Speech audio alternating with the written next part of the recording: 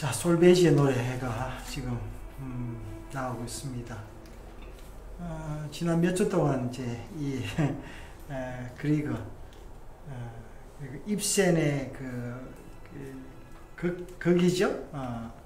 이제 이걸 내가 한동안 몇 주 동안 같이 지냈는데 한번 들어보시기 바라고요. 자, 오늘은 이제 우리 목사님의 마태복음 20장으로 넘어갔는데 이게 19장하고 다시 연결되는 이야기인데요. 자, 나중된 자로서 먼저 되고 했는데 사실 아침에 우리가 했는데 보니까 다 하고 나니까 방송 사고가 났더라고요. 그래서 이제 오늘 수요일인데 다시 이제 하게 됐는데, 자, 마태복음 20장 이야기를 먼저 한번 해보시죠, 사모님. 네. 네, 포도원 품꾼 이야기죠. 네. 근데 포도원 주인이 품꾼들에게 이제 일을 시키는데 나가서 보니까 각각 시간이 나오죠. 3시, 6시, 9시, 11시 이렇게 시간을 따라 나갔는데 다 놀고 있어서 이제 포도원에 들어가서 일을 시켰죠. 근데 3시, 6시, 9시, 11시 다 시간이 다르게 들어갔는데 나중에 그 싹스를 봤는데 다 한 데나리온씩 받는 거죠. 네. 그러니까 우리가 인간적으로 보면은 이거 너무 불공평하다, 불합리하다 이렇게 하는데 돈을 주는 그 주인은 아주 이렇게 그렇지 않다고 얘기하면서 나중된 자가 내가 선함으로 내가 악하느냐. 네. 그러니까 이제 내가 잘못됐으면은 네가 잘된 거다, 그런 말이죠. 그래서 우리가 이제 자칫하면 하나님의 공의를 우리식으로 해석을 해서 하나님을 악한 존재로 만들고 우리가 선한 존재로 만들 수 있다 하면서 이렇게 이야기를 했어요. 예, 나중된 자가 맨날 나중에 들어간 사람이 11시에 들어간 사람이잖아요. 11시에. 네. 그리고 그 사람이 제일 나중에 들어갔지만 나중된 자로서 먼저 된다라는 어떤 그런 의미가 지금 있는 거고, 20장. 네. 자, 19장 마지막 절에 보면 19장 마지막 절에는 보면은 이제 누구 이야기입니까? 청년 이야기인데요. 그죠? 부자 청년 이야기와 이렇게 연이어서 제자들의 이야기 하시는 거죠. 네. 그러면서 하는 이야기가 어떻게 보면 부자 청년이 먼저 된 자잖아요. 네. 그 사람이 먼저 된 자로서 나중된다. 이제 이 말이 먼저 나오는 거죠. 이제 여기서 먼저 된 자로서 나중되고 여기에서 부자 청년도 우리 읽었는데 지난번 했는데 뭐예요? 돈 가지고 들어가려고 하는 거잖아요. 돈 가지고 들어가면은 자기가 그 천국 들어가서 누가 왕이 됩니까? 돈 가지고 간 사람이 왕이 그렇죠. 당연히 그렇죠. 천국은 그런 거지. 아니다라는 이야기를 하고 있습니다. 그러니까 이제 부자 청년은 먼저 된 자고, 그렇죠. 또 20장에 나오는 11시 마지막에 들어간 사람은 나중된 자인 거죠. 어떻게 그런 식으로 이렇게 해석이 되는 거죠. 자, 그럼 한번 보겠습니다. 성경은 하나님 나라를 선포하고 있다. 자, 하나님 나라를 선포하고 있는데 지금 우리는 자꾸 이 하나님 나라가 아니라 무슨 나라?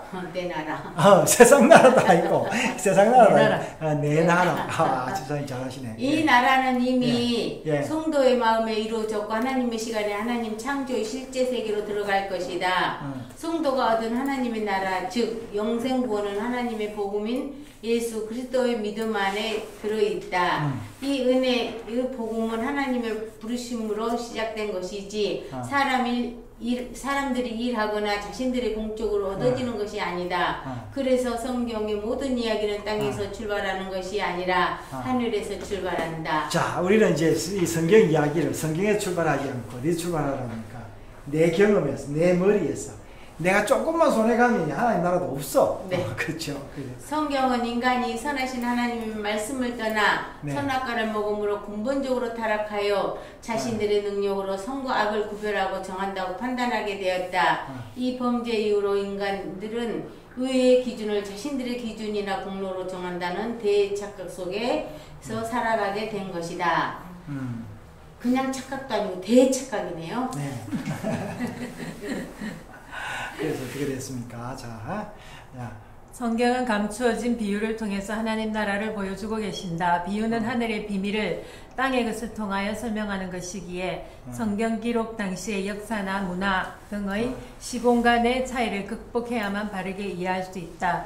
이번 본문이 이 땅의 것을 가지고 하늘의 것을 이야기하는데 우리가 잘못하다 보면요 하늘의 것은 없고 뭐 것만 있는 땅의 것만 있는 그런 경우가 있습니다. 그래서 이게 잘 살펴봐야 된다는 겁니다. 이번 본문인 포도원 품꾼들의 비유도 글자 너머에 담긴 의미를 잘 찾아보아야 한다. 네. 예수님 당시에 이스라엘의 주변 환경은 로마 제국의 통치 영향 아래 있었기에 정치 경제적으로 매우 힘든 시기라 할 수 있다. 외부의 강압으로 경제 구조가 비정상적이었고 노동 환경 역시 매우 척박했다. 보통 노동 시간은 오전 6시부터 저녁 6시까지였고 이마저도 일자리는 매우 귀했다. 이번 본문에서는 이러한 환경 속에서 매우 이해하기 힘든 포도원 주인이 등장한다. 그는 아침 일찍부터 품꾼을 구했고 연이어 제3시, 제6시, 제9시, 제11시까지 계속 품꾼을 구해 포도원으로 파송하고 있다. 자, 11시 오후 늦게 이제 거의 이제 파장인데 이제 일꾼을 구했다는 거죠. 예.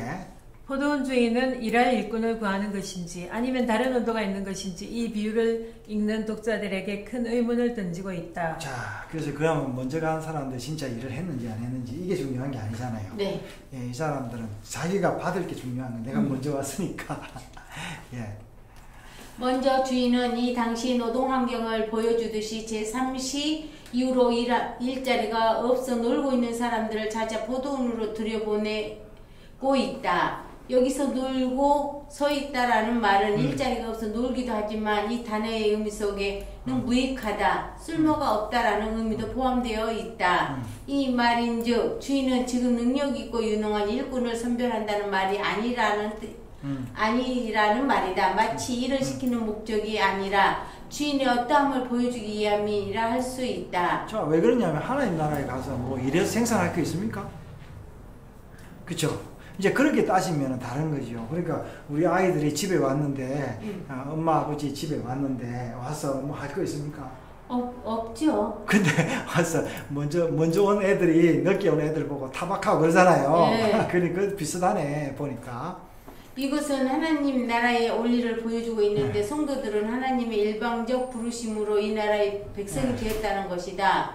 이 부르심은 인간의 무능, 무가치함에도 불구하고 인생의 주인이신 하나님께서 직접 찾아오셔서 부르셨다는 것이다.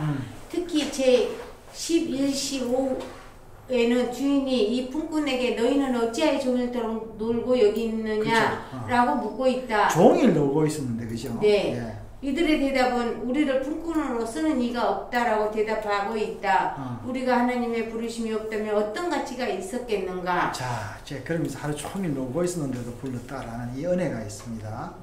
하루에 일하는 시간이 마무리되고 품삯을 받는 시간이 되었다. 이상하게도 주인은 나중 온 자부터 품삯을 주는데 놀랍게도 5-5시에 온 일꾼에게 하루의 정상적인 품삯인 한 데나리온을 주는 것이 아닌가. 자, 그러니까 이제 먼저 자 5시 이제 거의 1시간도 일 안 했는데 네. 한 대나리온 받는데 그죠? 네. 그래서 그다음에 먼저 온 품꾼들은 더 받을 줄 알았는데 모두 한 데나리온씩 받게 된다. 당연하죠, 그죠? 예. 네. 먼저 온 일꾼들은 더 수고한 자기들과 뒤에 온 품꾼과 같은 품삯을 주냐며 집주인은 원망하고 있다. 주인은 원망하는 품꾼들에게 자신은 하루 고용 계약대로 주는 것이니 네 것이나 가지고 가라고 말씀하시면서 내 것을 가지고 내 뜻대로 하는 것이고 주인의 선함을 악하게 여기지 말라고 말씀하신다. 그리고는 나중된 자로서 먼저 되고 먼저 된 자로서 나중된다라는 말씀으로 비유를 마치고 있다. 자, 이게 이제 부잣집의 유산 분쟁하고 굉장히 비슷합니다.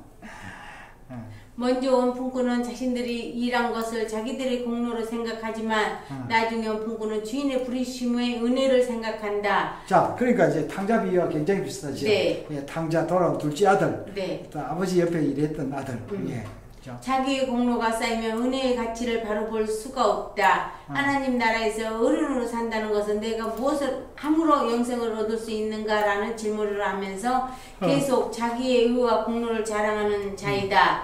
그러나 어린아이가 된다는 것이나 이른 자가 되는 것은 십자가의 복음으로 그리스도와 함께 못 박혀 죽음의 강을 걷는 자들이다. 자, 여기서 자기의 공로, 의나 공로를 자랑하는 사람이 아까 19장에 누구였습니까?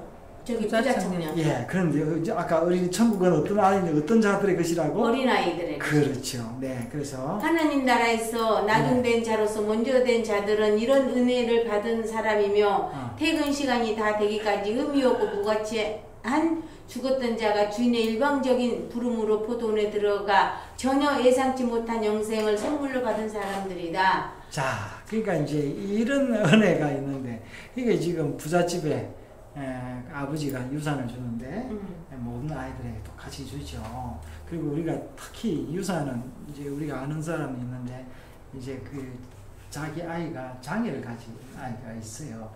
그죠? 네. 이제 그 아이에게 유산을 작게 줘야 됩니까? 많이 줘야 됩니까?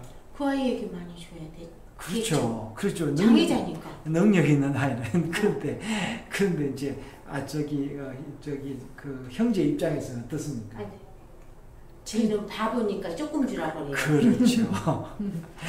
자, 이제 우리가 이게 하나님 나라가 그렇습니다. 이제 우리가 부모가 되어 보니까 네. 그걸 아는데 젊을 때는 그걸 몰랐잖아요. 이 세상의 경제들은 다 이 강자 중심으로 되어 있는데 그래서 우리가 하나님 나라를 사모하는 거죠. 진짜 하나님 나라 가는 게 진짜 그러니까 얼마나 이제 아름다운지 몰라요. 자, 우리 이 하나님 나라, 이 하나님 나라를 표현한 여러 그림들, 또 음악들, 문학 작품들이 있는데 이제 예수님도 이렇게 말씀을 통해서 아름다운 이야기를 만들어냈습니다. 어린아이들, 가난한 자들이 이 말씀을 좋아하게 되시요. 이 말씀을 또 빚어내서 우리의 글로 보내주셔서 우리가 이 말씀으로 또 목을 축일 수 있도록 해주신 목사님 감사합니다.